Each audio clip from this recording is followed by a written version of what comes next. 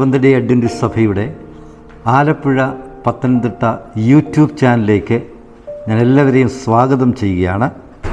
ഒരു പുതിയ പാഠമാണ് നമ്മളിന്ന് പഠിക്കുവാൻ പോകുന്നത്.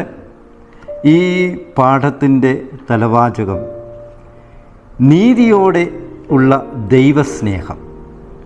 നീതിയോടെയുള്ള ദൈവസ്നേഹം, ഇതാണ് നാം ഈ ആഴ്ച പഠിക്കുന്ന പാഠം.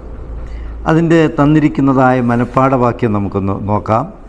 ആ മനഃപ്പാഠവാക്യം ഇപ്രകാരമാണ് പറയുന്നത്: പ്രശംസിക്കുന്നവനോ യഹോവയായ ഞാൻ ഭൂമിയിൽ ദയയും ന്യായവും നീതിയും പ്രവർത്തിക്കുന്നു എന്നിങ്ങനെ എന്നെ ഗ്രഹിച്ചറിയുന്നതിൽ തന്നെ പ്രശംസിക്കട്ടെ.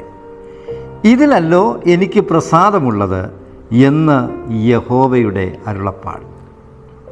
അപ്പോൾ ദൈവം എപ്രകാരമുള്ളവനാകുന്നു എന്ന് ഗ്രഹിച്ചറിയുന്നതിലാണ് നാം പ്രശംസിക്കേണ്ടത്. ദൈവം എപ്രകാരമുള്ളവനാണ് എന്നാണ് പ്രവാചകൻ പറയുന്നത്. ദൈവം ദയയും ന്യായവും നീതിയും പ്രവർത്തിക്കുന്നവനാണ്. ഇത് നാം തിരിച്ചറിയുക എന്നുള്ളതാണ്. ഇത് നാം തിരിച്ചറിയണം. ദൈവത്തിൻ്റെ സ്വഭാവം, ദൈവം എപ്രകാരമുള്ളവൻ എന്ന് തിരിച്ചറിയുക. അതിന് നാം പഴയ കാലഘട്ടത്തിൽ അല്ലെങ്കിൽ പണ്ട് ദൈവത്തെക്കുറിച്ച് നാം മനസ്സിലാക്കിയിരുന്നത് ദൈവം വലിയ ക്രൂരവാനാകുന്നു എന്നുള്ളതാണ്. അത് ഏത് മതങ്ങൾ എടുത്ത് നമ്മൾ പഠിക്കുമ്പോഴും ദൈവം എന്ന് പറയുന്ന വ്യക്തി ശിക്ഷിക്കുവാനായി ഇരിക്കുന്നതായ ഒരു വ്യക്തിയാണ് എന്നാണ് നാം സാധാരണ മനസ്സിലാക്കുന്നത്. ജനങ്ങൾക്ക് ശിക്ഷ കൊടുക്കുന്നത്, വിധിക്കുന്നതായ ഒരു വ്യക്തിയായിട്ടാണ് ദൈവത്തെ പഴയ കാലങ്ങളിലൊക്കെ ചിത്രീകരിച്ചു. എന്നാൽ ഇവിടെ ദൈവം പറയുന്നു, ഞാൻ യഹോവയായ ഞാൻ എപ്രകാരമുള്ളവനാണ്? ഞാൻ ദയയും ന്യായവും നീതിയും പ്രവർത്തിക്കുന്നവനാകുന്നു എന്ന് നീ തിരിച്ചറിയണം. അതിലാണ് നീ പ്രശംസിക്കേണ്ടത്. അപ്പോൾ യഹോവ എന്ന് നാം പഠിക്കുമ്പോൾ, അല്ല ദൈവത്തെക്കുറിച്ച് നാം പഠിക്കുമ്പോൾ, ദൈവം നിത്യനാകുന്നു എന്നാണ് നാം പഠിച്ചത്.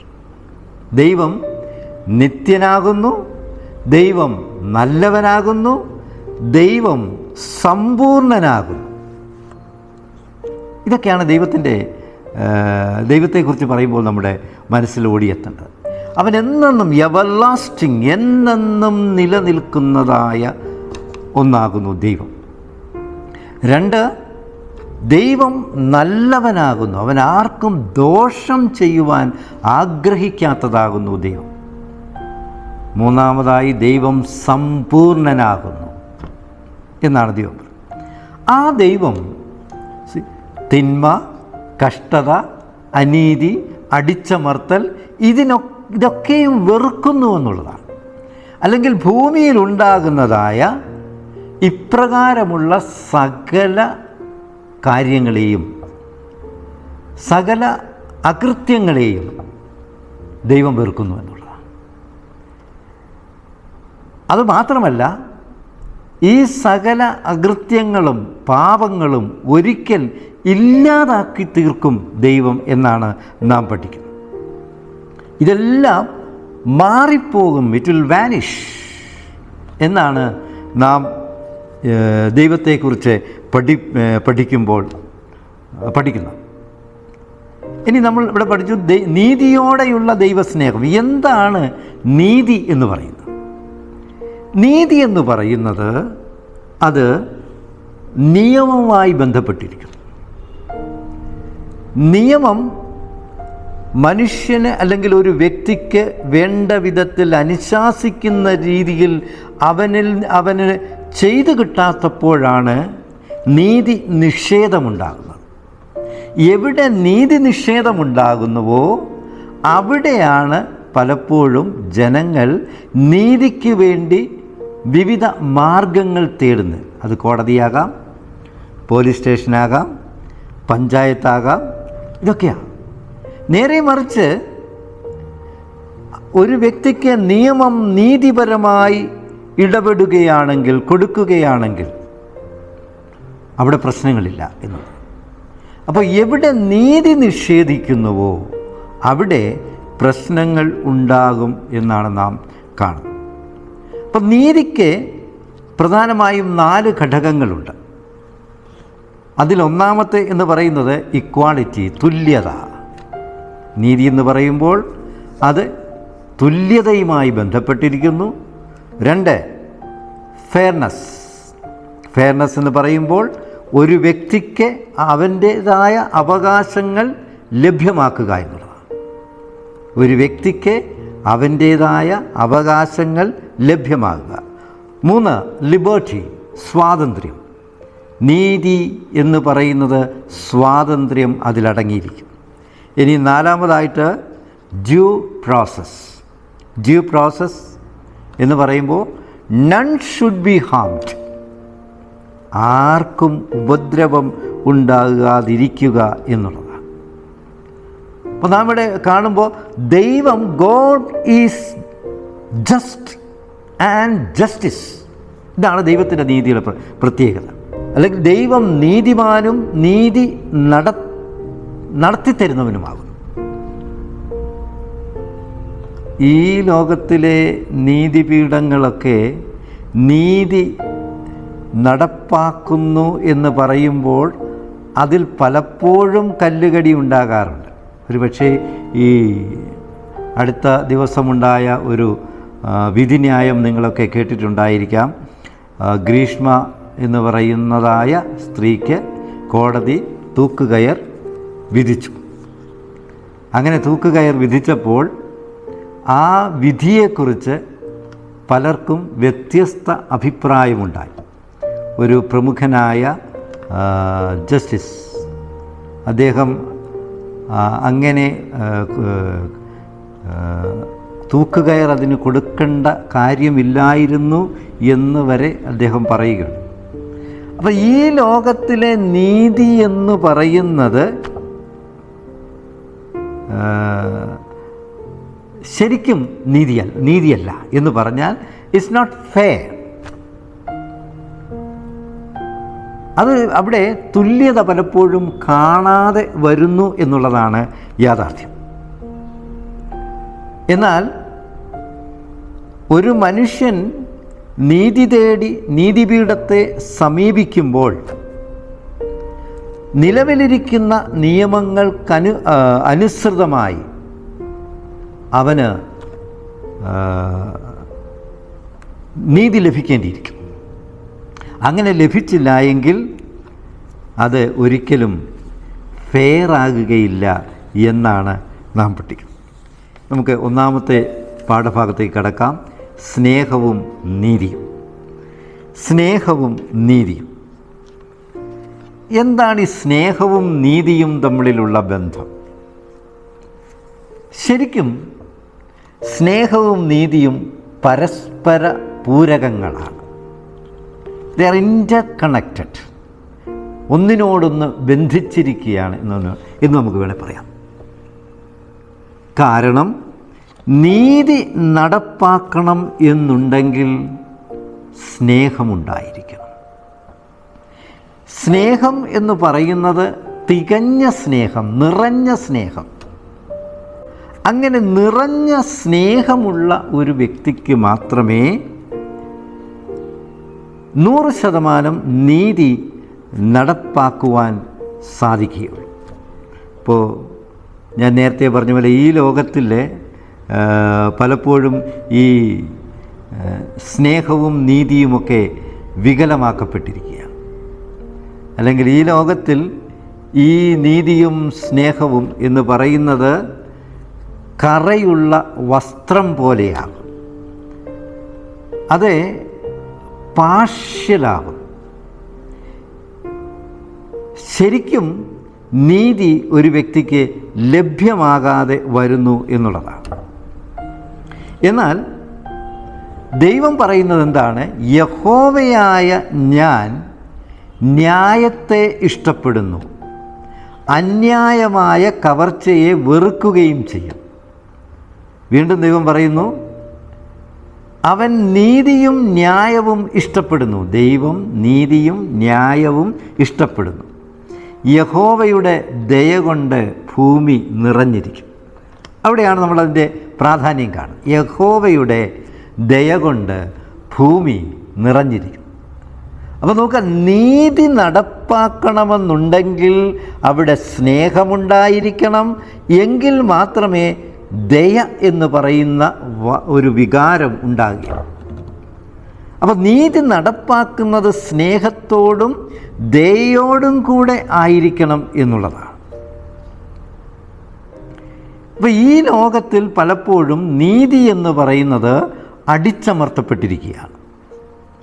അങ്ങനെ അടിച്ചമർത്തപ്പെട്ടതായ മാനുഷികമായ നീതിയെ മാറ്റി ദൈവിക നീതി കൊണ്ടുവരുവാനാണ് ദൈവം ശ്രമിക്കുന്നത്. അല്ലെങ്കിൽ ദൈവം കാക്ഷിക്കുന്നത് ടു റീസ്റ്റോർ ദൈവത്തിൻ്റെ നീതി, അത് വീണ്ടും നടപ്പിലാക്കുക എന്ന് ആകുന്നു ദൈവം ആഗ്രഹിക്കുന്നത്.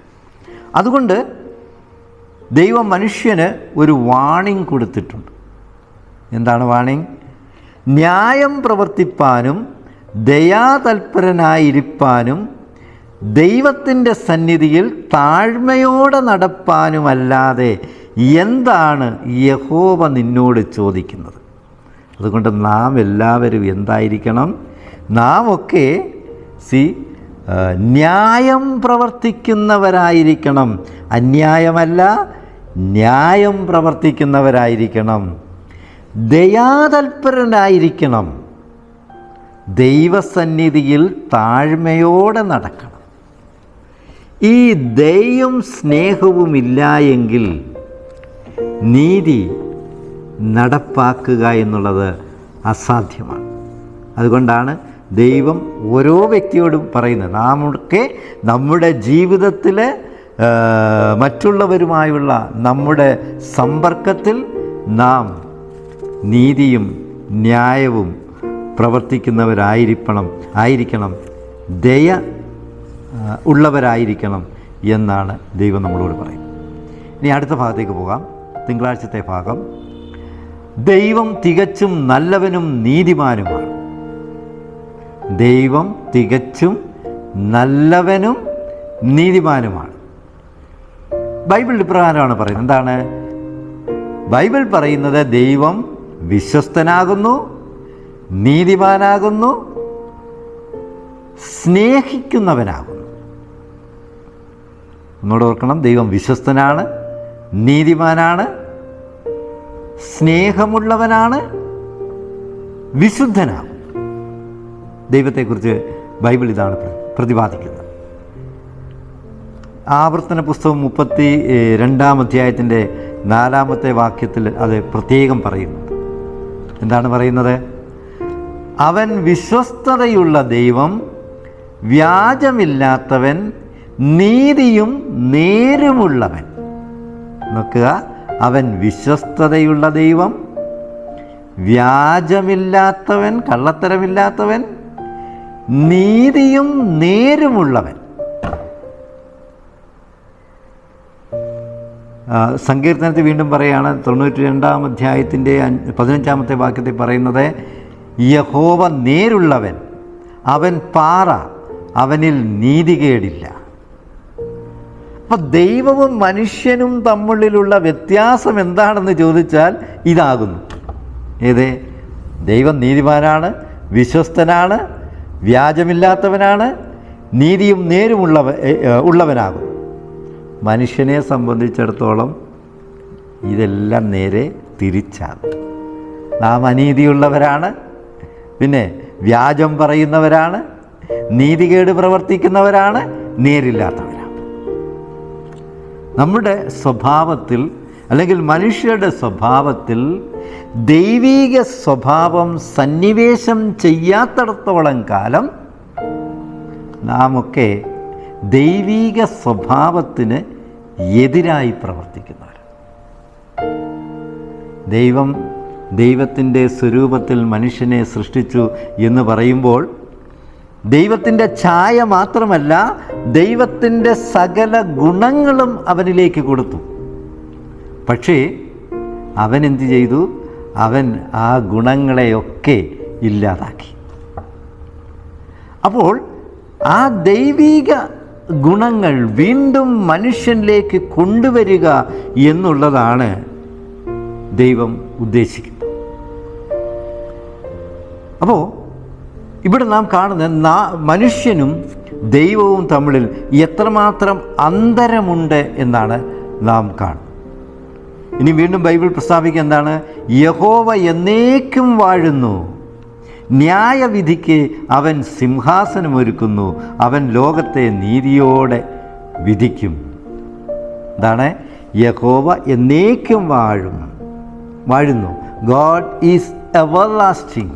പിന്നെ ന്യായവിധിക്ക് അവൻ സിംഹാസനമൊരുക്കുന്നു. ദൈവം ന്യായവിധി നടത്തുവാൻ വേണ്ടി വേണ്ടുന്നതെല്ലാം ചെയ്യുന്നു. ഒരു ദിവസം ന്യായവിധി ഉണ്ടായിരിക്കും. എന്തിനെ?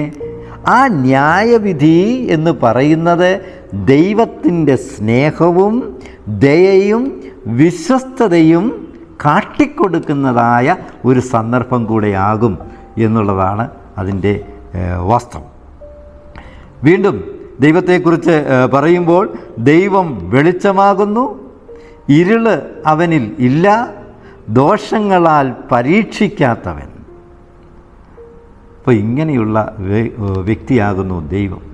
അവൻ വെളിച്ചമാകുന്നു, ഇരുട്ടവനിലില്ല, ദോഷങ്ങളാൽ പരീക്ഷിക്കാത്തവൻ.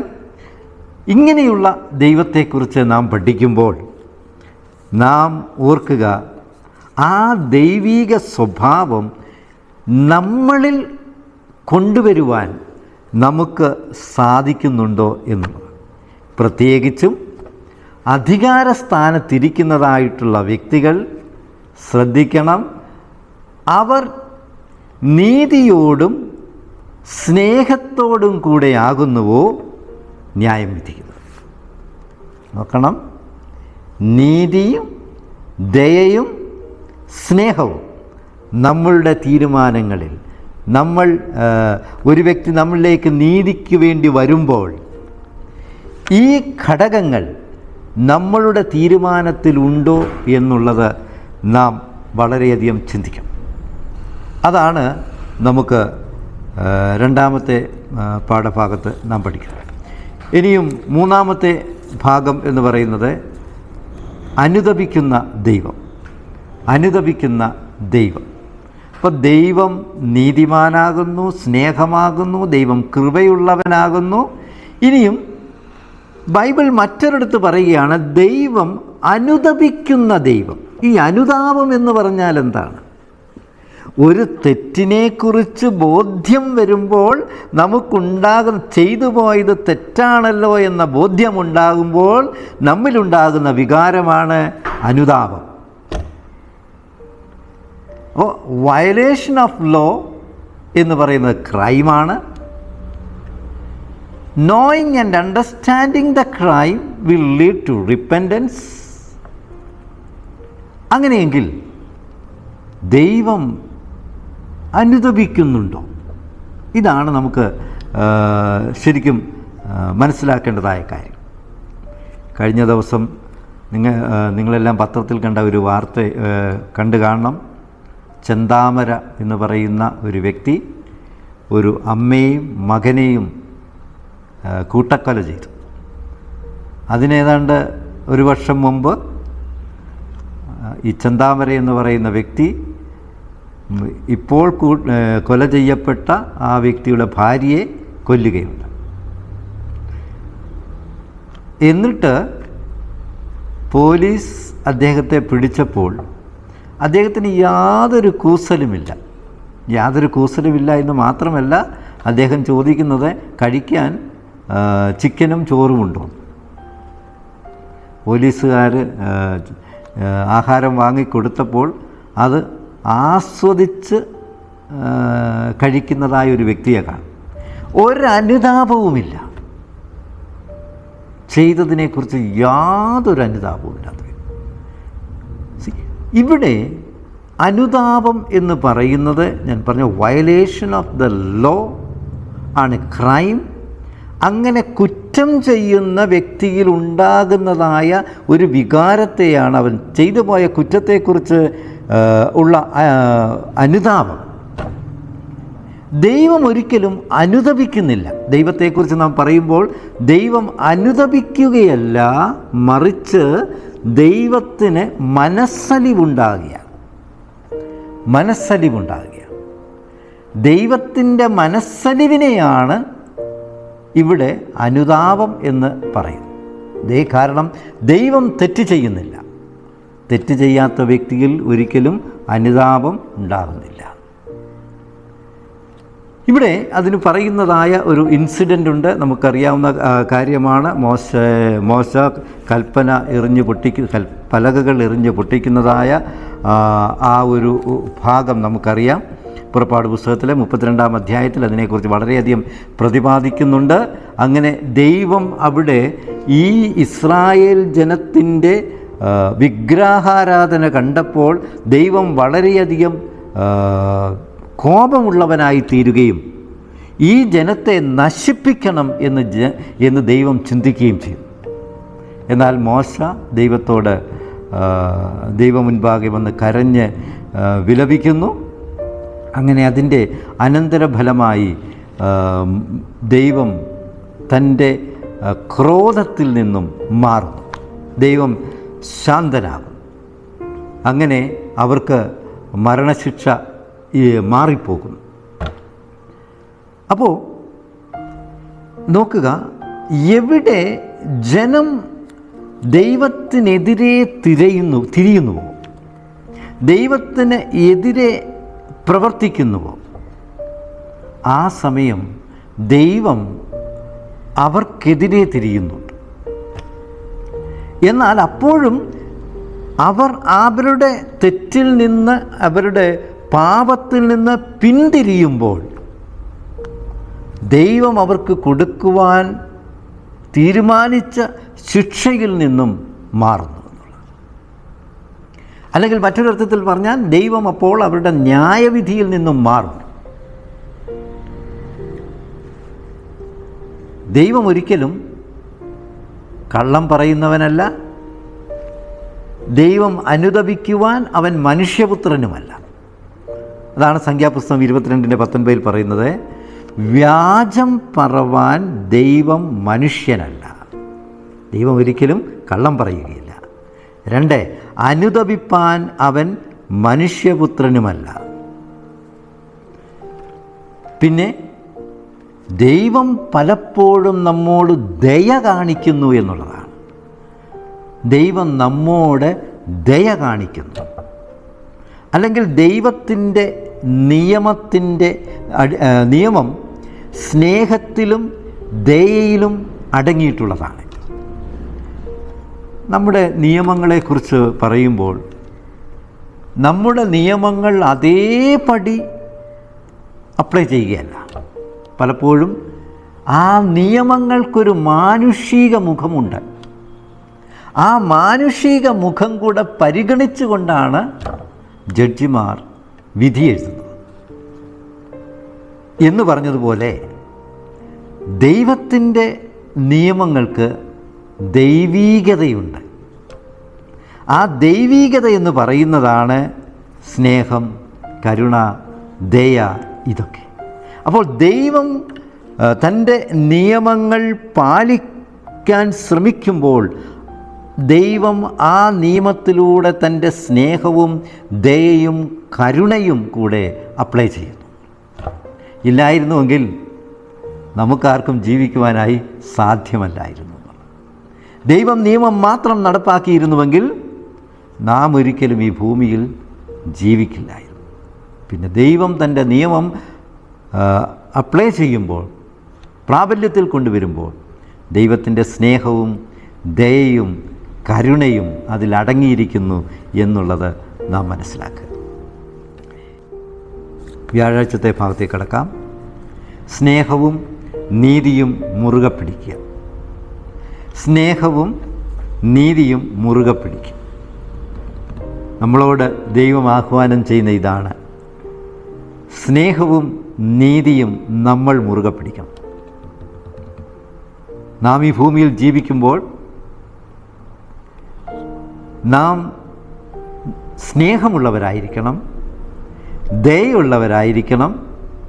അതുപോലെ തന്നെ നമ്മുടെ പ്രവൃത്തി നീതിയിൽ അധിഷ്ഠിതമായിരിക്കണം. ദൈവം അപ്രകാരമാണ് പ്രവർത്തിക്കുന്നത്.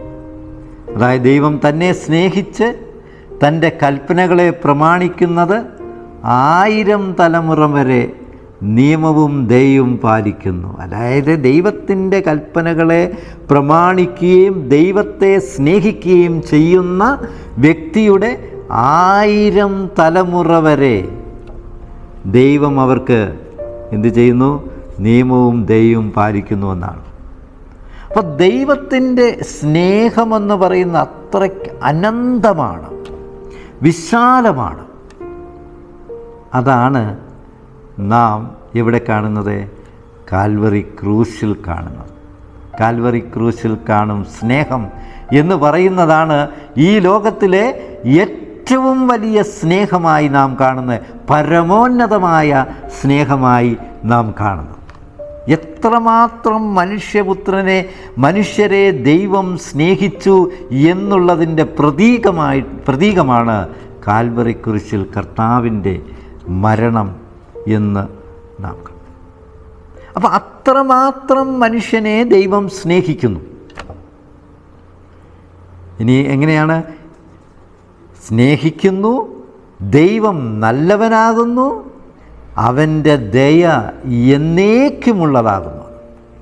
ഹിസ് മേഴ്സി എൻഡ്യൂറത്ത് ഫോർ എവർ എന്നാണ്. അപ്പോൾ അങ്ങനെ വരുമ്പോൾ നമുക്ക് പൂർണ്ണമായും ദൈവത്തിൽ ആശ്രയിക്കുവാൻ സാധിക്കും എന്നുള്ളതാണ്. ദൈവത്തിൻ്റെ സ്നേഹത്തിൻ്റെ ഏറ്റവും വലിയ ഇറ്റ്സ് ദ സെനിത്ത്, അതിൻ്റെ ഏറ്റവും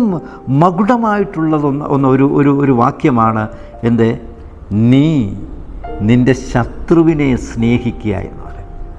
മത്തായിയുടെ സുവിശേഷം 5-ാം അധ്യായത്തിൽ 43 മുതലുള്ള വാക്യങ്ങൾ നമുക്ക് തന്നിട്ടുണ്ട്. അവിടെ നാം സ്നേഹത്തെക്കുറിച്ച് ഒരു പുതിയ വ്യാഖ്യാനമാണ് കാണുന്നത്. എന്താണ്? ഇതുവരെ നാം ആരെയാണ് സ്നേഹിച്ചിരുന്നത്? നാം സ്നേഹിച്ചിരുന്നത് നമുക്ക് വേണ്ടപ്പെട്ടവരെ, നമ്മുടെ അച്ഛനെ, നമ്മുടെ അമ്മയെ, നമ്മുടെ സഹോദരനെ, സഹോദരിയെ, അല്ലെങ്കിൽ നാമുമായി ബന്ധപ്പെട്ടിരുന്ന നമുക്ക് നന്മ നൽകുന്ന നമ്മളെ സ്നേഹിക്കുന്നവരെയാണ് നാം സ്നേഹിച്ചിരിക്കുന്നത്. അതുകൊണ്ടാണ് കർത്താവ് അവരോട് ചോദിക്കുന്നത്, അതിലെന്ത് കാര്യം?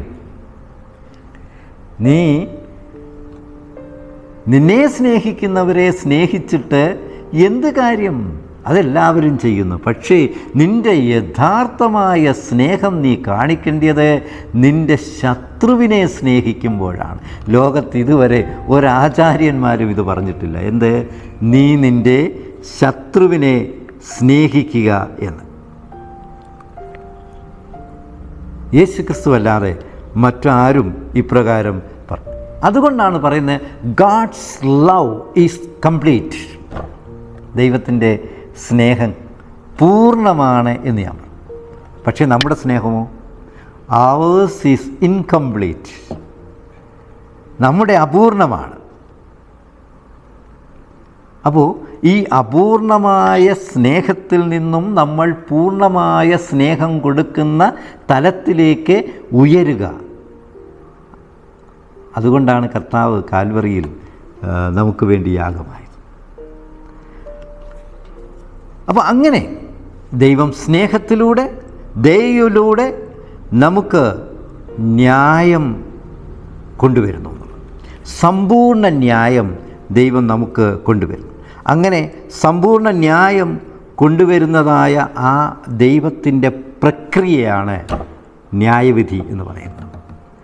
അല്ലെങ്കിൽ ന്യായവിധിയിലൂടെ ദൈവം തൻ്റെ സ്നേഹത്തെയും ദയയെയും കരുണയെയുമൊക്കെ തെളിയിച്ച് കാണിക്കുകയാണ്. നാം എത്രയോ വട്ടം പാപം ചെയ്തു, നാം എത്രയോ വട്ടം തെറ്റുകൾ ചെയ്തു. എന്നിട്ടും അത് ക്ഷമിക്കുവാനും നമ്മെ സ്നേഹിക്കുവാനും ദൈവത്തിന് കഴിയുന്നത് ദൈവമായതുകൊണ്ട് മാത്രം. അല്ലെ ദൈവത്തിനേ കഴിയൂ എന്നുള്ളതാണ്. നാം നമ്മുടെ സ്നേഹിതരെയോ നമ്മുടെ വേണ്ടപ്പെട്ടവരെയോ ഒക്കെ സ്നേഹിക്കുന്നത് എന്തിനാണ്? നമ്മുടെ ആവശ്യങ്ങൾക്ക് വേണ്ടിയാണ്. കുറേ സ്നേഹിക്കുന്നു, പിന്നെ നമ്മൾ അവരെ ഉപേക്ഷിക്കുന്നു. ആവശ്യമുള്ളപ്പോൾ സ്നേഹിക്കുന്നു, ആവശ്യമുള്ളപ്പോൾ ദയയും കരുണയും കാണിക്കുന്നു. മറിച്ച് ദൈവം അങ്ങനെയല്ല ചെയ്യുന്നത്. ദൈവം എങ്ങനെയാണ്? ദൈവം നമ്മളെ നിത്യമായി സ്നേഹിക്കുന്നു. നമ്മൾ തെറ്റ് ചെയ്ത് അകലുമ്പോഴും ദൈവത്തിൽ നിന്ന് മാറിപ്പോകുമ്പോഴും ദൈവത്തിൻ്റെ സ്നേഹം നമ്മുടെ മേൽ നിലനിൽക്കുന്നുണ്ട്. അതുകൊണ്ടാണ് ഒരു വ്യക്തി തിരികെ വരുമ്പോൾ, മുടിയനായ പുത്രനെ പോലെ തിരികെ വരുമ്പോൾ ദൈവം അവരെ സ്വീകരിക്കുന്നത് സന്തോഷത്തോടെ. അതാണ് ദൈവിക സ്നേഹം എന്ന് പറയും. ആ ദൈവിക സ്നേഹത്തിൻ്റെ പൂർത്തീകരണമാണ് ന്യായവിധിയിലൂടെ ദൈവം കൊണ്ടുവരുന്നത്. അപ്പോൾ അങ്ങനെ ആ ദൈവത്തിൻ്റെ സമ്പൂർണമായ സ്വഭാവ സവിശേഷതകൾ നമ്മുടെ ജീവിതത്തിലേക്ക് നമ്മൾ കൊണ്ടുവരിക എന്നുള്ളതാണ് ഈ പാഠത്തിലൂടെ നാം പഠിക്കേണ്ടതായ കാര്യം. എന്തൊക്കെയാണ്? ദൈവത്തിൻ്റെ ദയ, കരുണ, വിശ്വസ്തത, സ്നേഹം, മഹിമ, ദൈവത്തിൻ്റെ തേജസ്, ഇതൊക്കെയും നാം മനസ്സിലാക്കുകയും നമ്മുടെ ജീവിതത്തിലേക്ക് ഇത് കൊണ്ടുവരികയും ചെയ്യുക. അങ്ങനെയെങ്കിൽ നാം ദൈവത്തിൻ്റെ ആ നിറഞ്ഞ സ്നേഹത്തിന് നാം എല്ലാവരും പാത്രീഭൂതരായി തീരും എന്നാണ് തിരുവചനം നമ്മളെ പഠിപ്പിക്കണം. അതിനായി ദൈവം എല്ലാവരെയും അനുഗ്രഹിക്കുമാറാകട്ടെ. നമുക്ക് ഒരു നിമിഷം പ്രാർത്ഥിക്കാം. ഞങ്ങളെ സ്നേഹിക്കുന്ന ഞങ്ങളെ വാഴ്ത്തപ്പെട്ട ദൈവമേ, അവിടുന്ന് ഞങ്ങളെ ഇത്രത്തോളം സ്നേഹിക്കുന്നതോർത്ത് ഞങ്ങൾ സ്തോത്രം ചെയ്യുന്നു. അവിടുന്ന് ഞങ്ങളോട് കരുണ കാണിക്കുകയും ദയ കാണിക്കുകയും ചെയ്യുന്നതോർത്ത് ഞങ്ങൾ സ്തോത്രം ചെയ്യുന്നു. ഞങ്ങൾ പലപ്പോഴും ദൈവത്തിൽ നിന്ന് അകന്നു പോകുന്നു. അപ്പോഴും ഞങ്ങളെ സ്നേഹിക്കുന്നതായൊരു ദൈവം ഞങ്ങൾക്കായി ജീവിച്ചിരിക്കുന്നു എന്നുള്ള യാഥാർത്ഥ്യം ഞങ്ങൾ ഉൾക്കൊള്ളുവാനും ദൈവിക സ്നേഹം ഞങ്ങളിലേക്ക് കൊണ്ടുവരുവാനും കർത്താവ് ഞങ്ങളെ സഹായിക്കണമേ എന്ന് പ്രാർത്ഥിക്കുന്നു. പാഠം കേട്ടുകൊണ്ടിരിക്കുന്ന എല്ലാ വ്യക്തികളെയും ദൈവം അനുഗ്രഹിക്കണം. അവർക്ക് വേണ്ടുന്നതായ നന്മകൾ കർത്താവെ അവിടുത്തെ സ്നേഹത്തിലൂടെ അങ്ങ് ചൊരിയണമേ എന്ന് പ്രാർത്ഥിക്കുന്നു. ഞങ്ങളോടൊപ്പം ഇതുവരെയും ഇരുന്നതോർത്ത് സ്തോത്രം.